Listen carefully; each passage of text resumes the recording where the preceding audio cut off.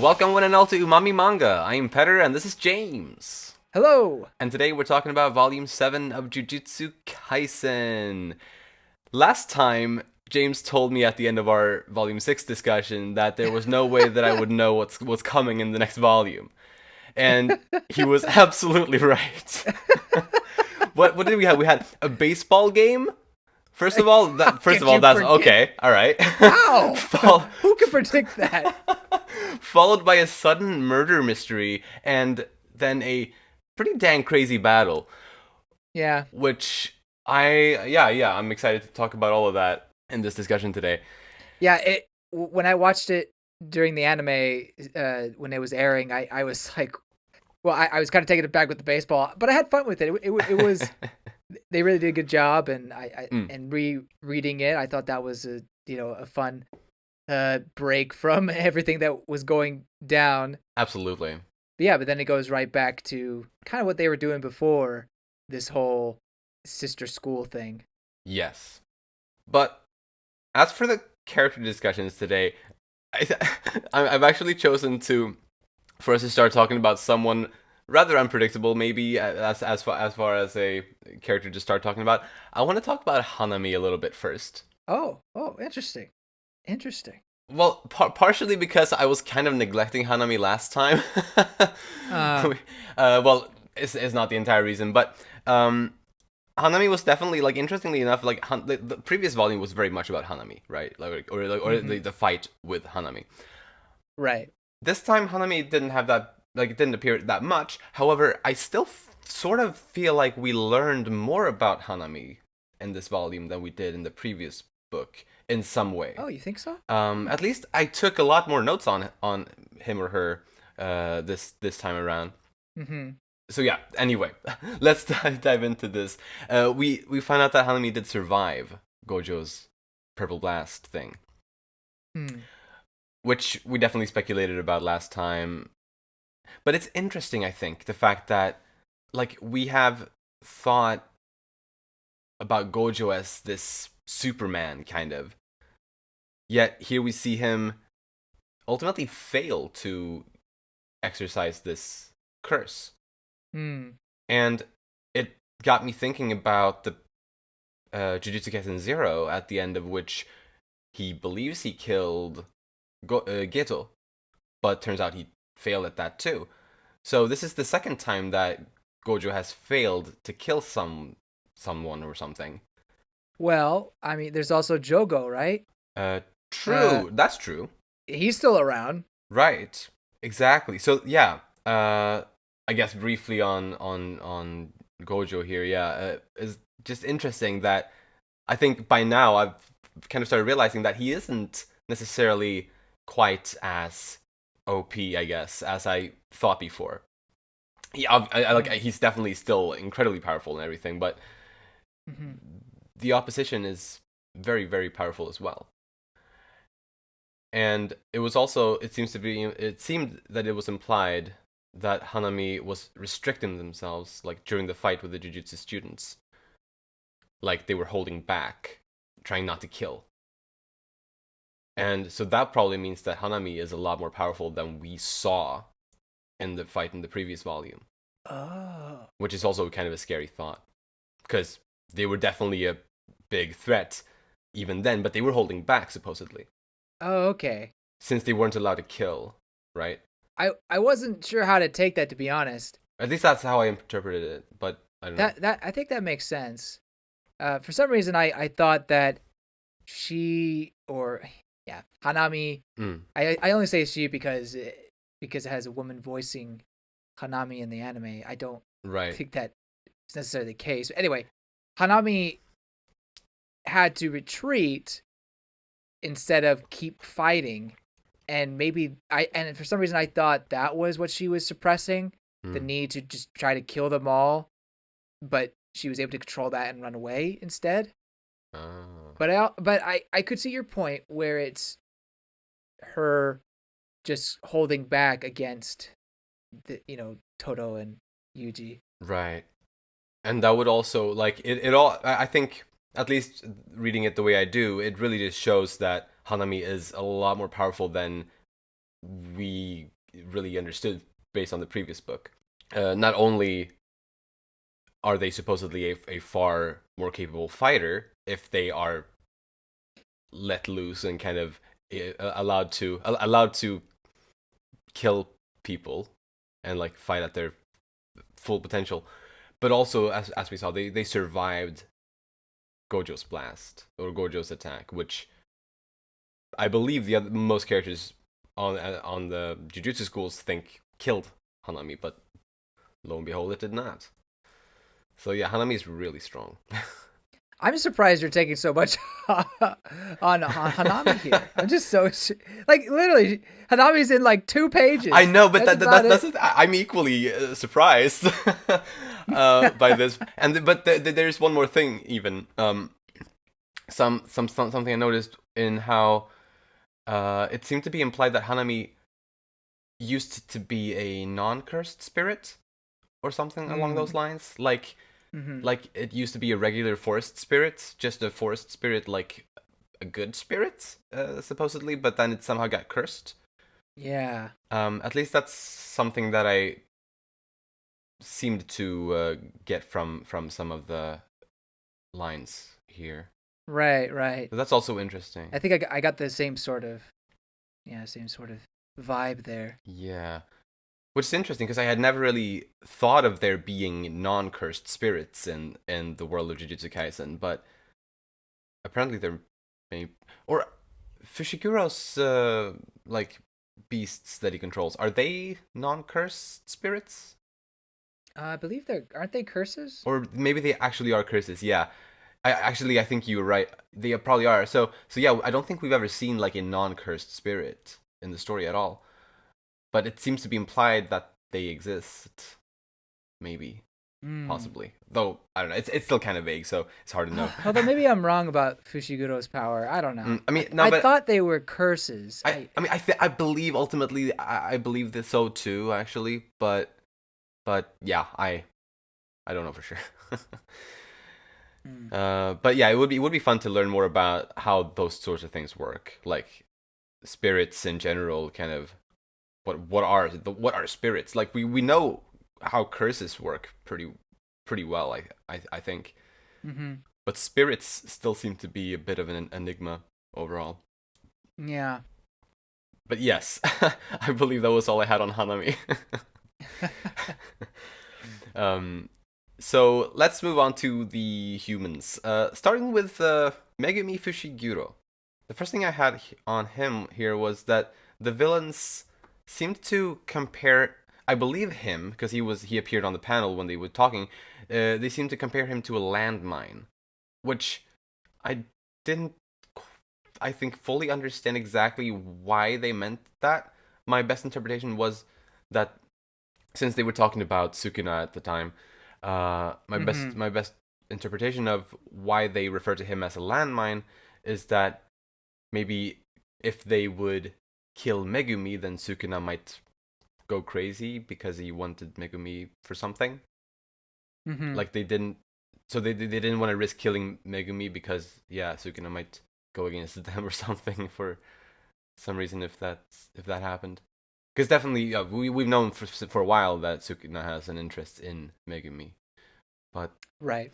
But yeah, for this whole landmine expression, I don't think I fully understand why they refer to him that way.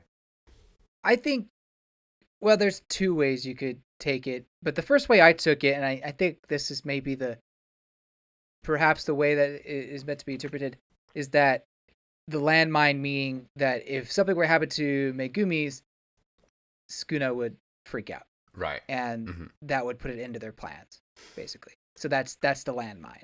Yeah. And I think that makes sense. Yeah, I think so.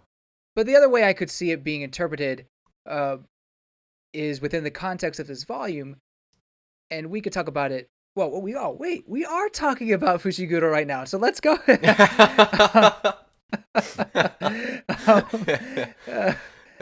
You could say I deviate so much of the conversation that I have to stop myself sometimes. Not this time. You accidentally came back on track. Yeah, I or something. Why am I podcasting again? I don't know. Anyway, Fushiguro, in this volume, tries to tap into or begins to tap into a power, it seems, and then he stops himself. He's like, no, I don't need it. Now, this power, to me, seems like the latent power that he has that is what's interesting to Sukuna. Right. And maybe that is the landmine that they could be referring to. Because Megumi himself is a landmine of this latent power. Yeah, that's interesting too.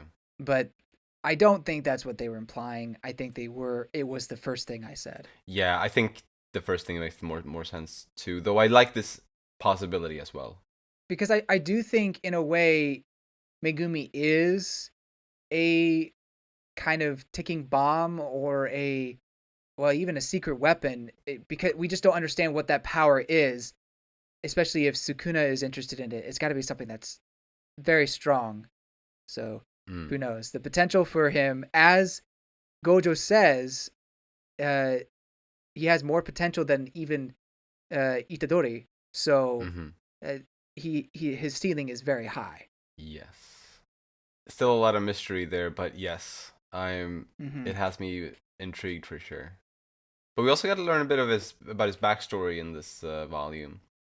First of all, back at his old school, he was a notorious troublemaker. though really he was just beating up mean kids. Like, I mean, not that one should necessarily beat them up, but hey, I mean, he served justice in a way, right? Like, and he got this reputation of being a troublemaker because of that, which is fair, I suppose. Well, and along with the fact that we got to see his middle school, we also got to see a bit of his elder sister, or his elder half sister, I guess. Stepsister, maybe. Step siblings. Yeah. That's the term. They were step siblings. Indeed. Tsumiki is her name. Yes. Which we had been teased in previous volumes about who this mysterious girl was in his mind. Turns out it's Tsumiki. Right. So it's nice to get a little bit on that. I still feel like I want more, though. But this was definitely a good start. And how we learned that Tsumiki, for quite some time, has been in a coma in a way due to having been cursed. A few years back, I believe it was. Yeah, this girl is double cursed at the very least. I mean, who knows? Maybe she may be like quadruple cursed. I mean... Yeah, right, exactly. Because the curse that made her start sleeping, that is supposedly still active. Like that has been that has not changed for all these years. Right. But then there was the curse that was dealt with in this volume, which could have killed her pretty soon, supposedly. But Megumi did kill that curse, or exorcise that curse, which should have at least saved her from that curse. But yeah, there is still the original curse that's making her sleep. That's still active. Yeah. Man, poor girl. Yeah, like you said, I want to learn more about her. Is there a reason, or what the reason for this curse could be? And I'm hoping it's something that's exciting. Yeah. But I'm sure it'll have its payoff. Yeah. I guess just about Tsumiki, something she says to Fushiguro is it's not a bad thing to not forgive people. Like it's his way of showing kindness by not forgiving people. I remember when I first heard that in anime, I was just like, it's so stupid. It is, but that did appear in one of the earlier volumes, and we did discuss it a little bit then. Yeah. But right. Yes, I agree. It is a strange way of looking at it. We did have some different theories as to what it meant back when we talked about it in one of the earlier volumes, but it's still hard to know exactly. I don't feel like we don't know the exact situation when she said that to him, because that was only revealed to us in some panels without any images. True. As if something that he remembered her having said at some point, but we don't know the situation. So maybe if we knew the situation, it would make more sense. But I don't know. Currently, I agree with you, though. It's kind of strange. It's a strange thing to say. the one thing that I can kind of, or that makes me feel a little bit better about it, not like that I'm totally over it, but just can come to terms with it a little bit, is that Megumi says his sister tried to twist things positively as much as she could for his sake. So you could chalk it up to someone who's just being way too optimistic. That's true. At looking at someone's faults, I guess. Right. Oh yeah. That's actually a pretty good point. Yeah. But I didn't even think about that until my second read through. You know. But yeah, I mean, at the end of the day, it doesn't really matter. But I have always thought it's an odd saying. Yeah. But I mean, it's thought provoking though. So I mean, it's an interesting thing to ponder, I guess, and maybe discuss. That's true. That's true. But yes. I guess going back to Fushiguro, if you don't mind. Yes. So we learned for sure that he's part of the Zenin family. That's not something you knew before, was it? Or did we? Or we did know that? We knew that there was a connection somehow, but it was hard. I didn't know how exactly the connection, and I don't know if we still quite know what the connection. Yeah, I don't think this volume necessarily said exactly what his connection to the Zenin family is, other than the fact that his father certainly seemed to be a member of that family. Wasn't his last name Zenin? Yeah, his father's from the Zenin clan. That's and that the father. This is all coming from Gojo, and he says that Megumi was his father's trump card. Now, maybe I misinterpreted as him coming from the Zenin clan. Maybe that's actually the mother's side, and that's why the father calls it his trump card. I don't know. Oh yeah, I don't know why I somehow missed. I think when I read that line from Gojo, when he says that his dad was actually from the reputable Zenin sorcerer family, I must have somehow in my head read it as Fushiguro for whatever reason. So that totally flew over my head. Yes. That's a pretty big reveal in a way.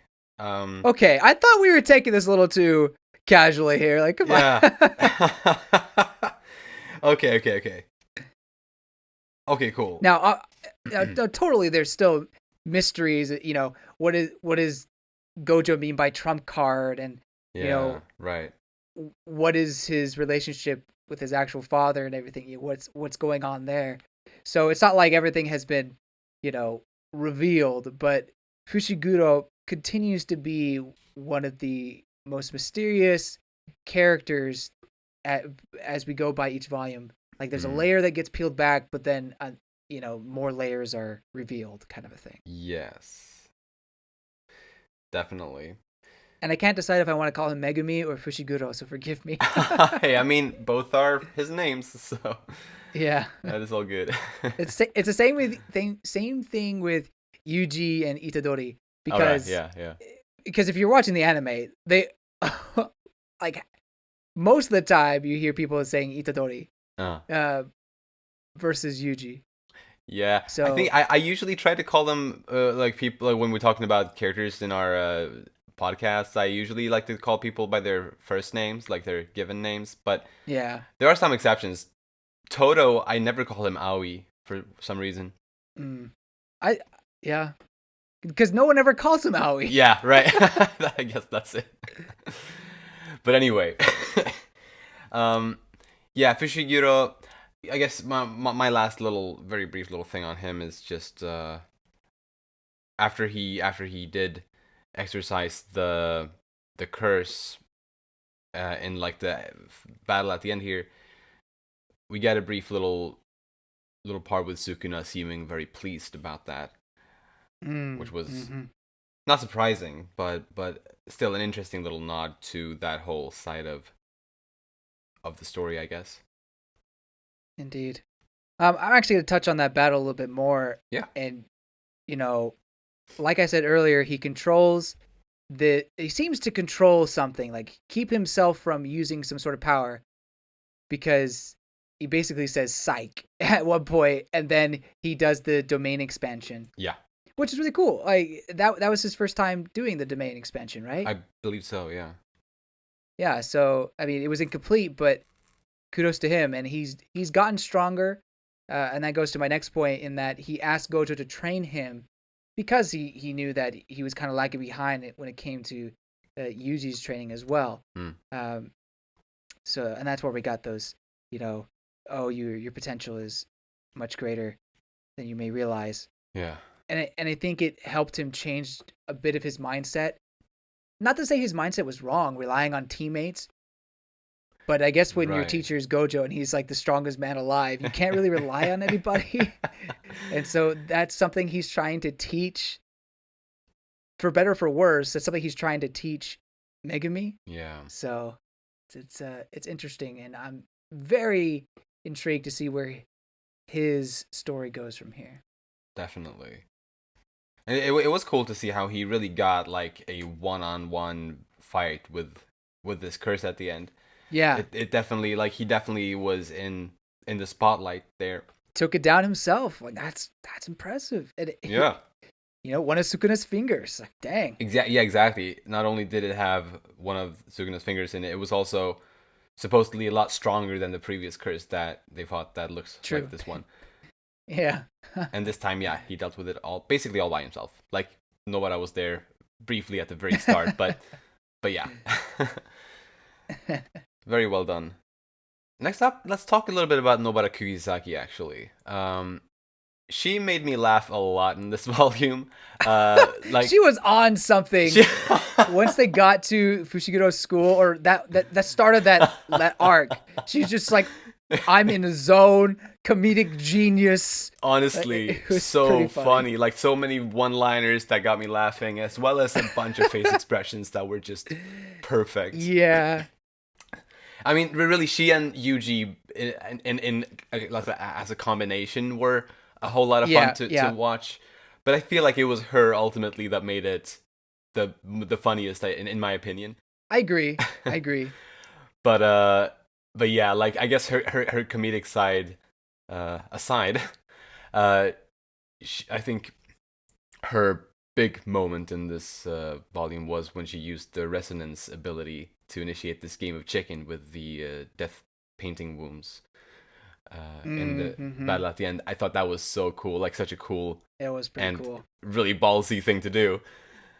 Yeah, and it really, I really loved that. Really, overall in that battle, I think she and Yuji were really both amazing, and like in the fight, and how they really complemented each other really well during the battle, and it was just a treat to see kind of their teamwork on display like that. It was awesome. Yeah, a couple of things about that. I think this is her chance to really shine in battle. We got a bit of it in her mock battle with what's her name, the broomstick girl. Momo, right? Momo. We got that a bit, and I remember, I think, praising the way she handled that fight. Yes. But this is on another level. I feel like it just really shows just this awesome side to her. Really, yeah. And I really like that. And then the other thing I want to mention about that is that you mentioned the teamwork. Even outside of battle, it does seem that her and Yuji have this great friendship going on. Yeah. They share the same brain cell. Or the same singular brain cell they share. Singular brain cell. It feels like, it is kind of funny to see Fushiguro in the middle between them. Oh yes. As they just like go off. Yeah. I love there was like a spread of two, at least in like the physical book. There was like a spread of 2 pages where both pages basically had the exact same panels. Like, it was just a copy paste, the exact same images. It was the one where they're like looking at the guys and then looking back at Fushiguro, and then they like try to make him face them, like rotating his head toward them and whatnot. It's basically the same 2 pages just copy pasted with different dialogue in the speech bubbles. And it's so funny. But obviously by themselves they're so funny. But when you actually realize that they are literally the same panels, like the same pages, it adds to that comedy, I think. Yes, I agree.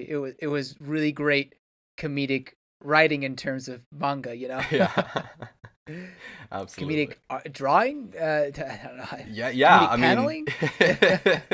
Yes. Yeah, it's fantastic. Yes, to all of that. So you may be wondering, oh well, does James ship it? I don't know if you were wondering that or not, but I'm gonna go into it anyway. Yes. I do not actually. All right. You may think I would, but I don't know. For some reason I see them as strictly platonic, and it may just because the way Nobara herself acts, because her standards are so high. I don't know. Yeah, I don't know if I necessarily ship it. I don't know who I really don't ship too many people in this besides Yuta and Maki. Those are the only two I strongly ship. And Yuta hasn't even appeared in the main series yet. I know. He was only in Zero so far. I am super excited to see when he comes back to the story. I don't know how big of a role he'll play anymore, but right. But still, it would be so cool since he is a protagonist. Yeah. Or at least he was. Yeah. Yeah, I'm excited for that as well. But yeah, so you don't ship Yuji or Nobara with anyone at the moment? I don't, you know. I don't ship Fushiguro with anybody. Right. Yeah. So yeah. It's kind of funny because usually when you have a trio like this, it feels like you're gonna ship somebody, but I don't really. That's fair. Of course, looking at Naruto, I didn't really ship those three together. I didn't like Sakura. I mean, she's not well written for a at while. All. I don't. Yeah. I don't know. I haven't seen Shippuden, but I don't know. I think he kind of makes it better in Shippuden. Okay, that's at least good. Kind of. But anyway, yeah. So go figure. The shipping. I don't want to say king because it sounds like I'm trying to say, well, I'm this great. More like shipping maniac. The shipping maniac. There you go. Doesn't ship anybody. That's a first. That's breaking news. That is breaking news. Yeah, that's very interesting. Nice. Well, now that could change. It's fresh. In future arcs, it's fresh. Yeah. You know. I'll take it. Sweet. Very well. Anything else on Nobara? No. Then let us move on to Yuji Itadori. He is rejecting Todo now, and that makes me sad. Last time he referred to Todo as his best friend once, and I was like, yes, it's mutual. But it doesn't seem to be mutual any longer. Yeah, that's what I was saying. Like, I knew it when you were talking about it, and I could like really say no, he's not himself. Man, but I will say though, during the baseball game when Maki, I think it was Maki, right, that hit Aoi in the face with a ball. At least someone who pitched the ball did. And then everyone was like, nice job, good job. Everyone was like really not nice to Todo there. Except for Yuji, who actually ran up to him and like held him in his arms as he was laying on the ground. And that's when Yuji kind of realized that everyone else seems to kind of hate Todo. Mm-hmm. But Yuji's natural response was to run up to him and check on him. So at least I see some hope there. Yeah. I don't know. I think this revelation is just hilarious to me. I don't know what I thought when I first, saw them battling Hanami, and the way Yuji was acting. But when we got to this point, I was maybe not relieved, but I thought it was a pretty funny revelation. Yeah, it is pretty funny. And I really love it. I think it's hilarious he's running away from him. Yeah. I don't know what it means to their relationship going forward. I think it's probably going to be more or less this similar instant where Todo thinks they're the best of friends. But Yuji's just like, this guy makes me awkward. Makes me feel awkward. Yeah, which is, I can't blame him. And I'm also kind of expecting a somewhat similar dynamic to continue for a bit, but I'm also hoping at the same time I'm kind of hoping for there to be some progress maybe in there, maybe for an actual friendship to grow out of that, and maybe for like partially for Yuji to actually find a real friendship with Todo, but also for Todo to maybe somehow come to terms with the fact that they aren't like friends since childhood or anything like that, and like maybe they can find like a real friendship, like one that's rooted in reality. That's something I hope for eventually. That's a good point. That'd be nice. Yeah. That'd be nice. I have more to say about this, but I'm going to save it for the Todo section, if that's okay. Sounds good. What else on Yuji? Not much, actually. I mean, he had some good action moments towards the end, and he had the home run baseball. That's great. Yeah. But the only other thing I have is there are the line he says where there are actually a lot more stupid people than me. Yes. Oh, yeah. And how happy he seemed when he said that. That was really funny.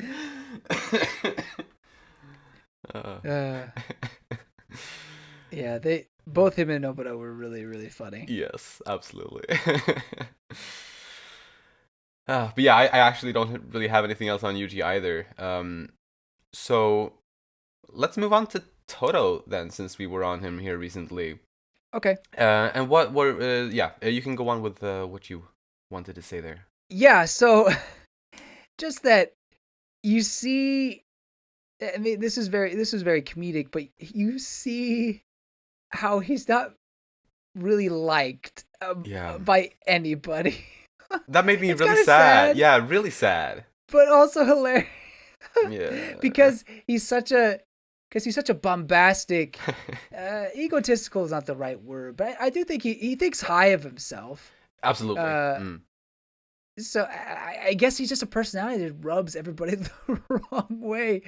And when he gets the pitch in the face, everyone's just like, nice pitch. Yeah, wow. it is sad, but it's interesting. Like I agree that it is kind of funny, but it is, or at least to me, it is mostly sad.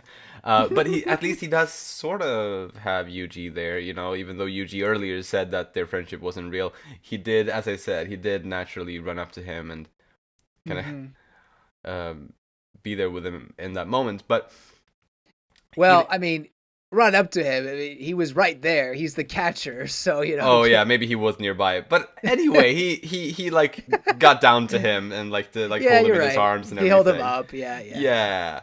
But what I thought was kind of interesting is that even though we understand now that Todo is kind of disliked by most students at the schools, he was still the one who managed to get basically all of the other students to agree to continue the Goodwill event. It was his words that kind of got everyone else to actually want to continue the event, which is interesting. Like, even though they dislike him, maybe even hate him, they still took his words to heart and based on those words agreed to continue the event. So that's kind of interesting, I guess. Yeah, that is interesting. Yeah, I want to see more of Todo.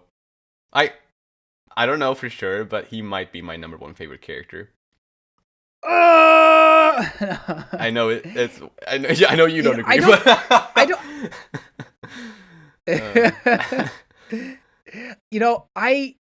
I don't think you're alone on that. I think there's a lot of people who really enjoy his comedy. Yeah. Not just his comedy, but what he brings to the table. I don't know how many people are like me, but it is funny to see this character who, even within the story itself, seems to be very polarizing. True. controversial without being like a terrible person. Right. Yeah. No, I bet he is both. Yeah, both like that in the story for the characters and in the fandom. I bet. Yeah, but I will admit that he's saying my best friendo. I think that's hilarious. There's other things that were hilarious. There's other things that kind of like make me like that's so weird. Yes. But that's what makes him endearing in some ways. So right. I mean, I think he has so many good qualities. He's funny. He's cute in a way too. Like having this whole. I don't know about that one, Chief. I think he's cute in how he. Like the way he views Yuji and the way he wants to take care of Yuji and kind of tutor Yuji and all of that. I personally see that as something pretty cute. But then he's also pretty cool. He's an awesome fighter and he utilizes his techniques in some really creative and honestly smart ways. He's clever. He's a great guy. Yeah, no, I when you say it like that, yeah, I can see what you mean by cute. Like definitely his wanting or his yearning for that best friendo is very cute. Right, exactly. But was there anything else on Aoi Todo? No. Then let's talk a bit about Noritoshi Kamo.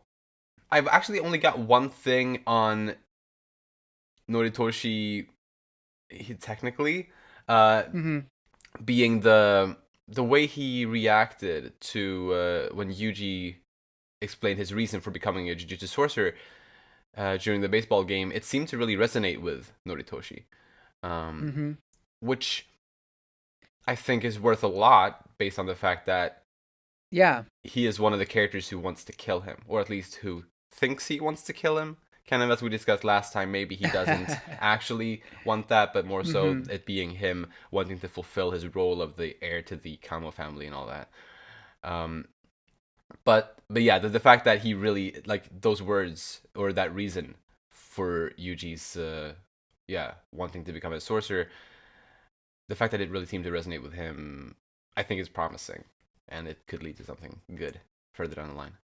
You could say it really, struck a chord with him, or maybe you could say it struck him out. You know what I mean? Oh, like, yes. I was trying to get a joke in there somehow, but I think you made it work.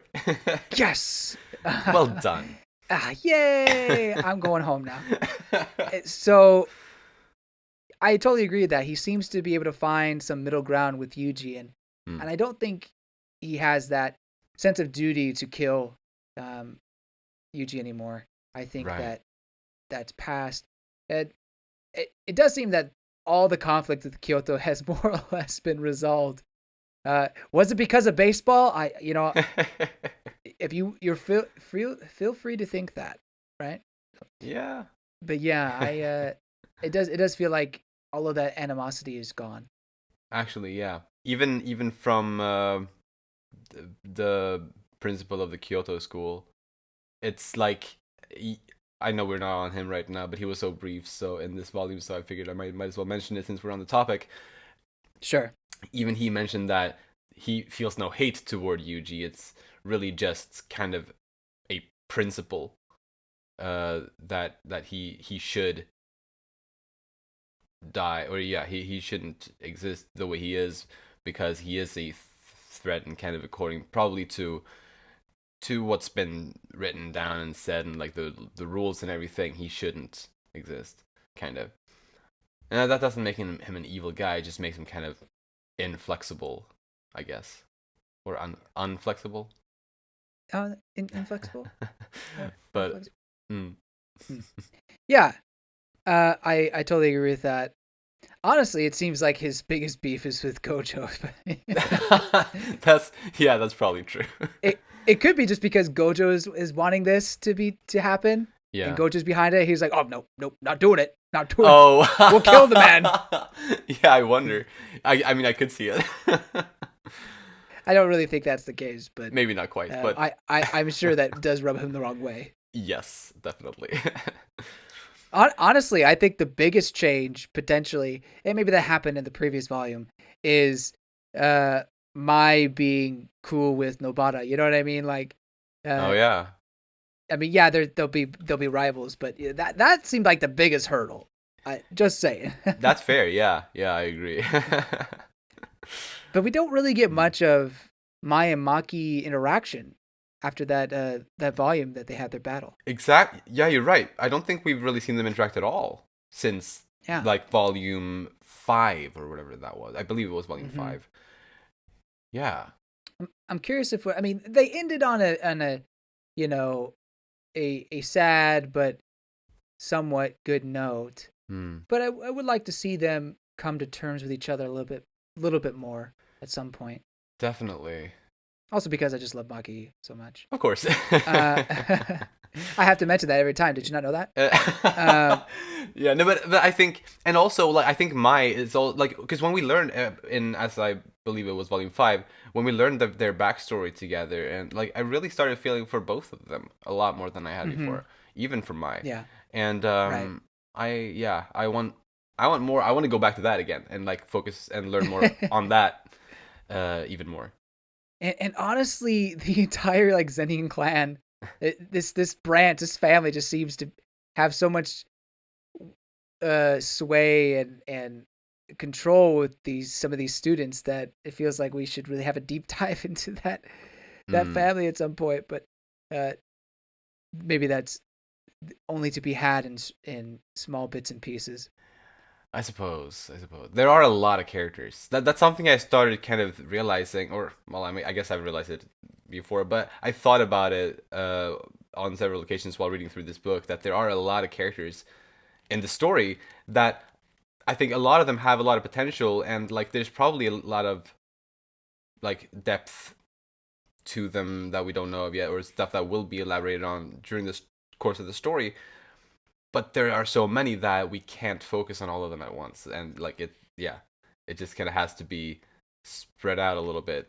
Like Principal Yaga was one character that I thought was I liked. There was a brief scene with him where he I think he was talking about his regrets. I didn't write this down, but he was talking about regrets or something with Yoshinobu. Yes, the Kyoto president. Right. Yeah. And I think we saw Geto like flash and like through Yaga's head, right, as something that he regretted. I assume that maybe Geto was a student of his, because he did at least attend the Jujutsu High, I believe. I think we've learned at some point, right, that he and the Gojo were classmates. Yep. So maybe Yaga was their teacher or something, or at least he had some kind of relation to Geto, and maybe it was something Yaga did that led Geto down a dark path or something. I don't know, but I thought that was interesting, and obviously kind of a vague little thing, but something I really hope to learn more about later.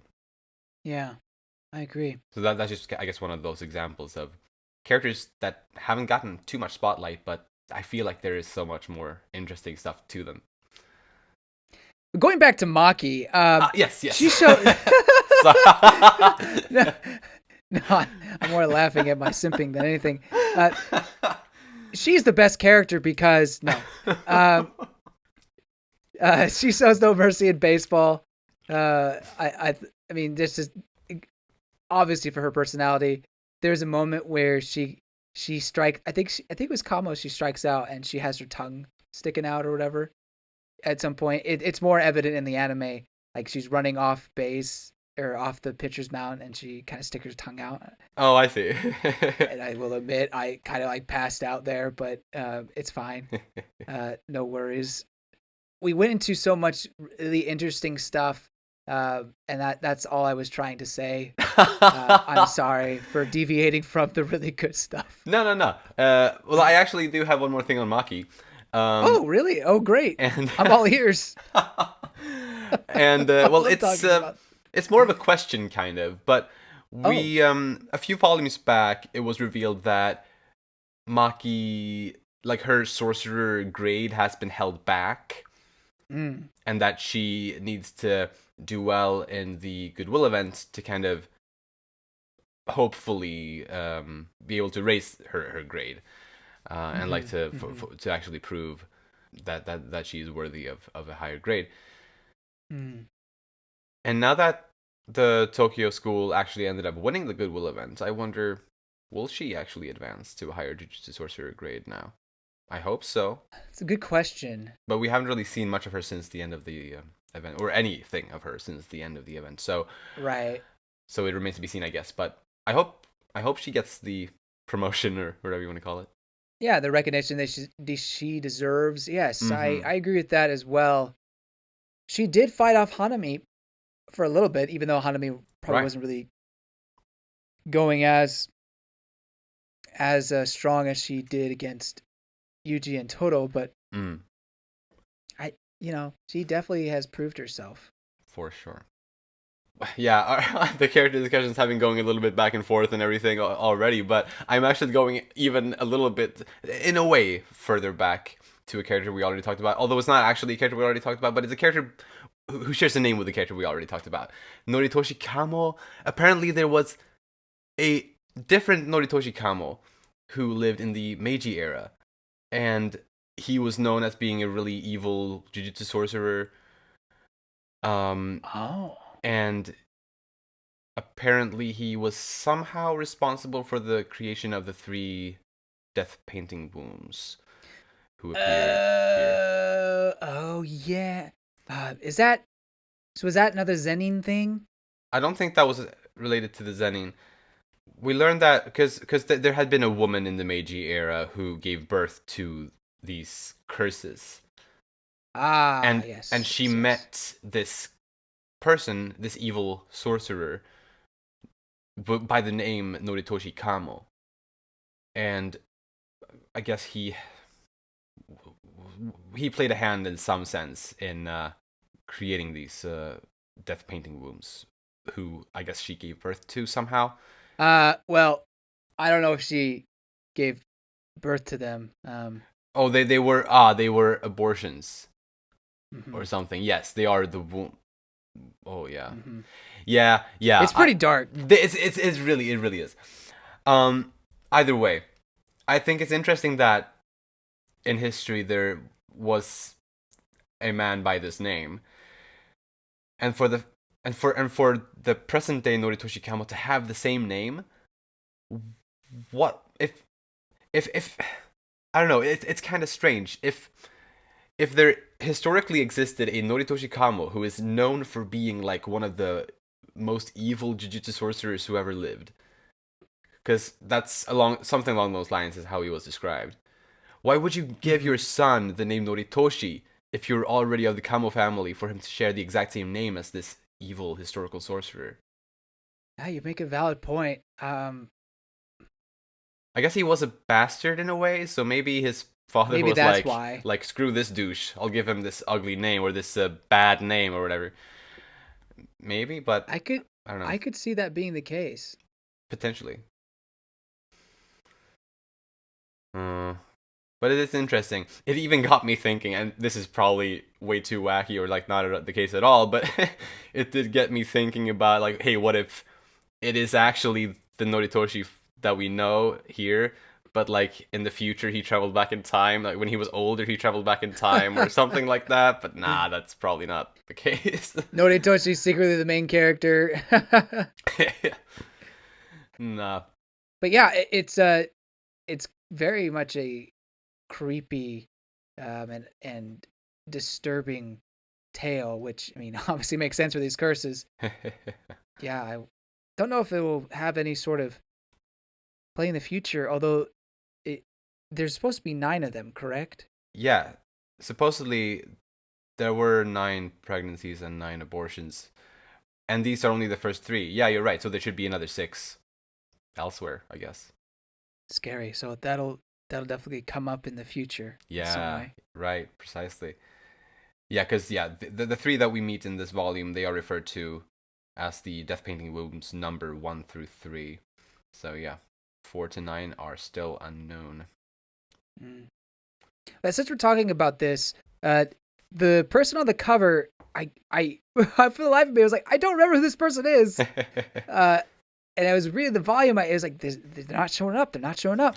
And then we get them, but we don't even see their face. Well, we do. Oh, we do at one point? Profile. Oh, we do like the profile. Yeah. You're right. We see the profile, but that's it. Yeah, it's very for someone brief. who's the cover character. It's like, what? Yeah, that is interesting. So yeah, it's one of these three. Either way, that's someone I assume that we'll see more of. Yeah. The other two, like his brothers, we definitely got to see plenty of. Maybe a little too much of that one guy with maybe he showed us a little too much, you know.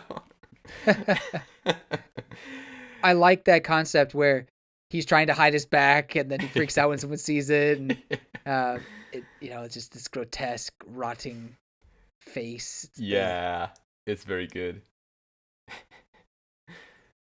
Next, let's talk a little bit about Mahito. Okay, great. Of course, it was the fingers that he stole from the school. I should have seen that coming last time. I don't know why I didn't even cross my mind that it could have been the fingers that he went to the school to steal. I was like, he probably stole something from the school. I wonder what it could be. Of course, it was the fingers. Well, to be fair, he also stole the cursed womb, whatever. True.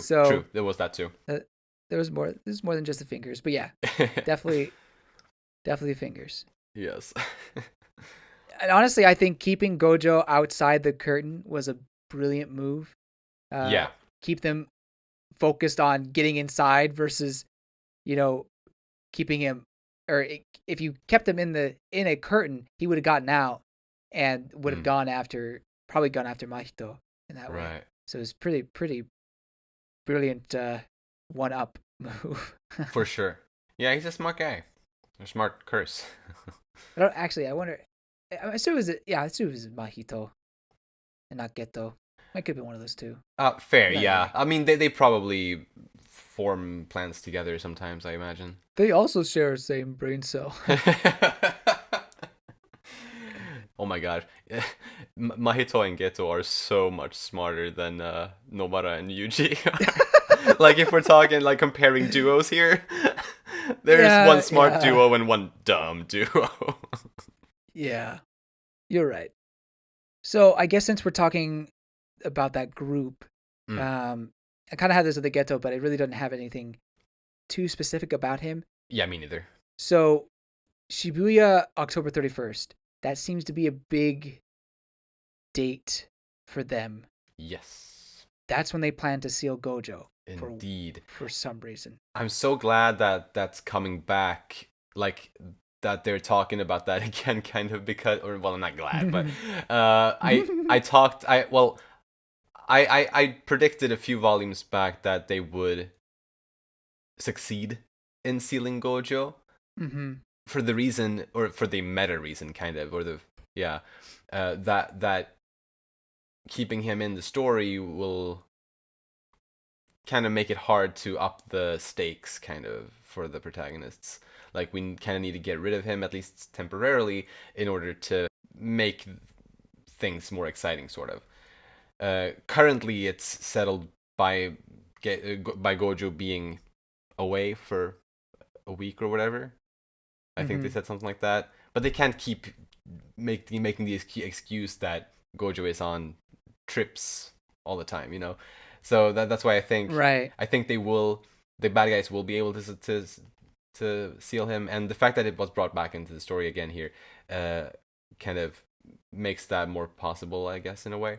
And for it's actually there's a concrete plan for it now too, so that's exciting, I think. Yeah, I agree, and it's interesting to not just have a plan, but they have a place and a date and everything. Yeah, very specific. It's Halloween. Yeah, spooky. Shibuya and Halloween is supposed to be a party, a happening place, so that's gonna suck for everybody. Man, Halloween ruined. Or it'll be a great time. Who knows? True. Who knows? Wow, this is the best Halloween I've ever been to. Nice. So realistic. Yeah. Moving on to another one of their group, Juzo Kumiya.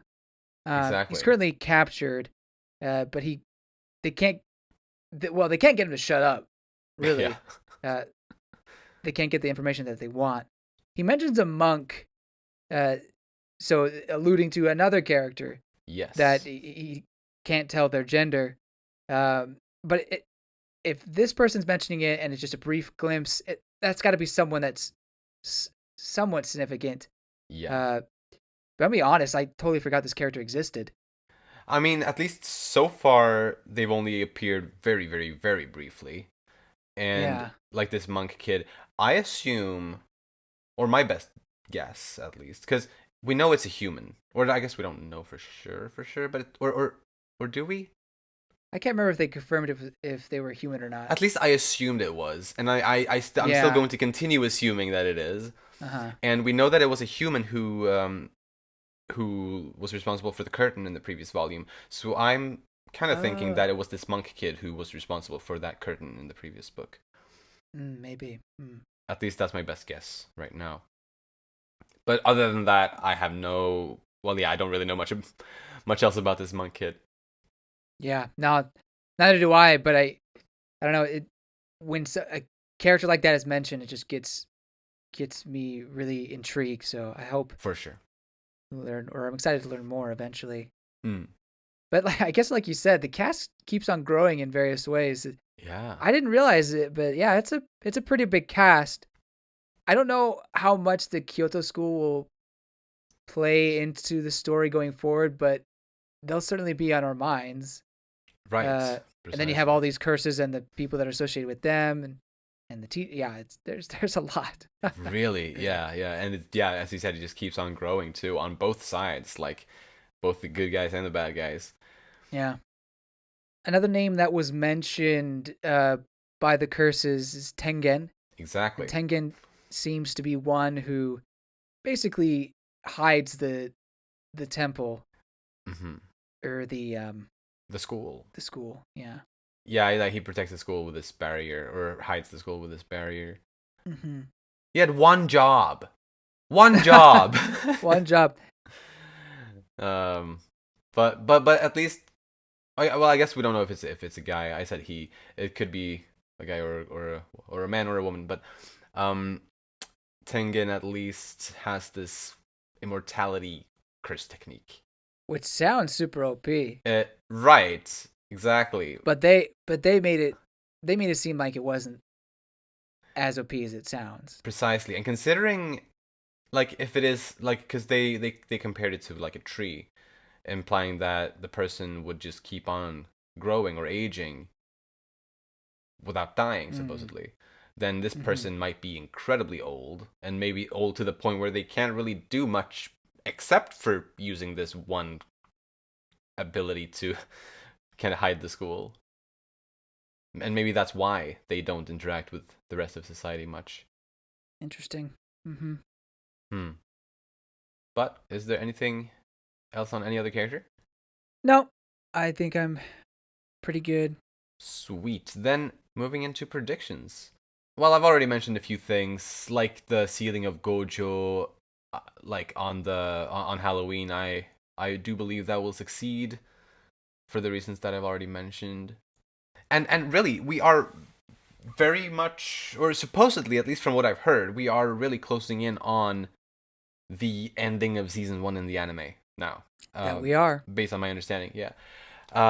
Since what I've heard is that that season covers up to a few chapters into the next volume only. So next time when we talk about Jujutsu Kaisen, you and I will be on the exact same page. We will both Hooray! be caught up to season one and maybe a little bit beyond it, like slightly beyond it. Ah, So yeah, in the next volume there will actually be new content for you, exciting. and you will be able to join me on all sorts of speculations and stuff like that for this series from the next volume onward, completely. So that's super exciting. But yeah, anyway, considering that we are so close to the end of what season one of the anime covered, I'm thinking that, well, the battles that this volume kind of covered at the latter half, they are, well, at least Fushiguro's battle is over, and the Mm-hmm. one that Yuji and Nobara have been in seems to be basically over. It's not like necessarily 100% over, but or actually maybe it is even, but it's at least, yeah, if it's not finished, it'll be finished very, very soon, I believe. And then I guess it'll just kind of take like 2 chapters or so, maybe, to just round off and give us some kind of end to an arc, or kind of at least that feeling before moving into something else for the remainder, or for the rest of the next volume. Yeah. So I'm going to be honest in that when I finished watching season 1, I stopped watching, or I finished watching and I was disappointed. I don't know why. Maybe it's funny because I had really liked what I had seen up until then, but as we got towards the end, I kind of was losing the hype. And then I watched Zero and the hype roared back, and this read-through has helped me rekindle my joy for the series. So I don't know exactly what turned me off. Maybe I was just in a mood. You know, that happens. That happens. But I will say that this volume, returning to it, the story has been good. I've actually enjoyed it. I think it's because I knew what to expect, versus maybe what happened in the anime. I was maybe expecting it to go a different direction. Oh yeah. Instead of just going back to them doing their rounds, if you will. Gotcha. But yeah, now that I have better expectations for the series, yeah, I'm much more enjoying this, and I'm looking forward to this next volume. Not just for the new stuff, but just to see how it ends. Although I do think the anime it does just kind of end. Like they have some sort of wrap up.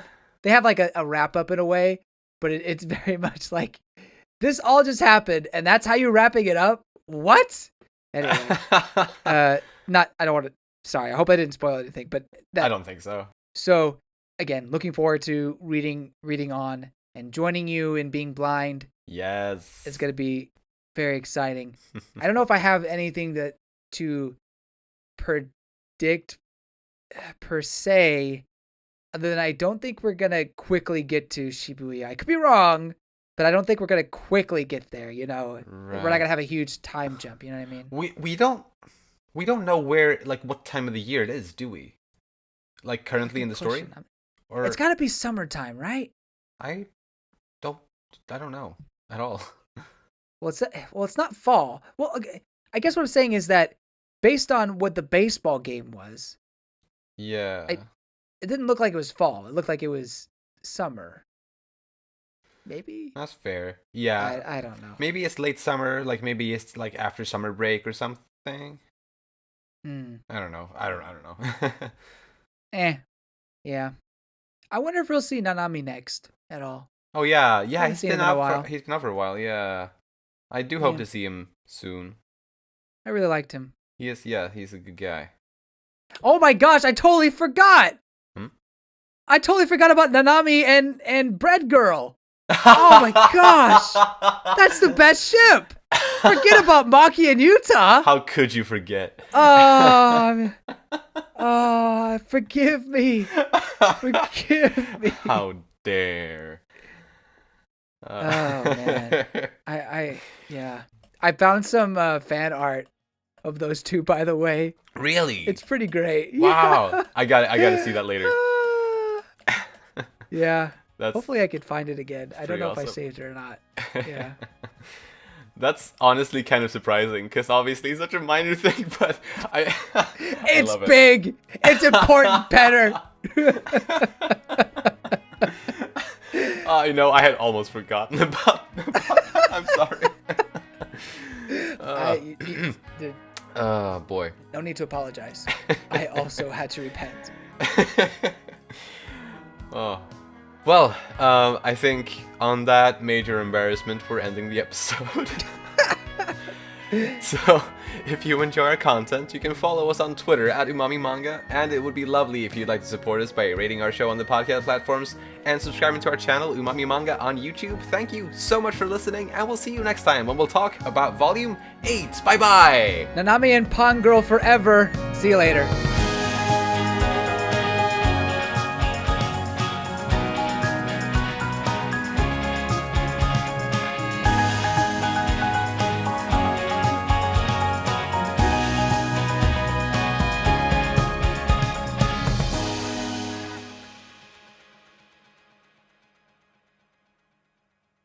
we start a discussion with Hanami? How did we just start the discussion with? I cannot believe it. I know. I didn't even write about that character. Not one thing.